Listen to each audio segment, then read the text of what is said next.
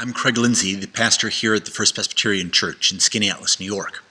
It's graduation Sunday, and it occurs to us that everything we've taught to you up until this point have been the basics for life, the foundations that you needed to survive.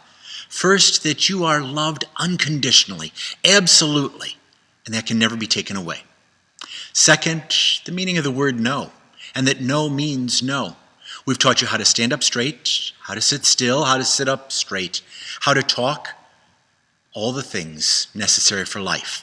And this afternoon, as you process through the park and walk to the gazebo and receive your diploma and jump into the lake, we will stand beside you as this great cloud of witnesses who know that you have all the foundations necessary for a regent's diploma and for life. It seems unfathomable right at this moment, but there's going to come a time in the not-too-distant future when suddenly it's going to occur to you that life was a whole lot easier living in mom and dad's house, living in your bedroom, as you did for all this first 17 years of life. You'll come downstairs and realize it was wonderful when the meals were all prepared, when the shopping was all done, and the food tasted so good.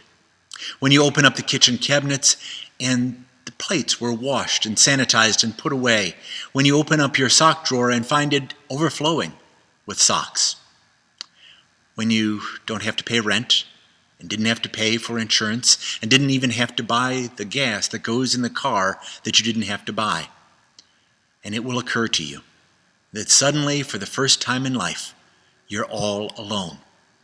It may come tonight after graduation. It may come the first day of freshman orientation. It may come at boot camp. It may come when you're staying in your host family's home, so far away from everything you've ever known. It comes to us on the day of retirement, when we suddenly realize we're not prepared for the future. It comes to us when we're fired. It comes to us when we bring that baby home from the hospital and we're suddenly overwhelmed. It comes to us when the doctor looks at us and says, "You have cancer." At those times, we realize that all the things we've been taught, all the things we've been prepared for, really are not the worthy questions of life. The worthy questions are, who am I? What do I believe in? Where is God? Where's the God of the Old Testament? Where's the God of the New Testament? What do I believe in? Am I worthy to be loved?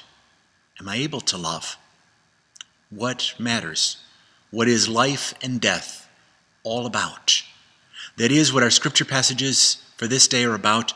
It is what life itself is all about. It is wrestling with, so I'm all alone.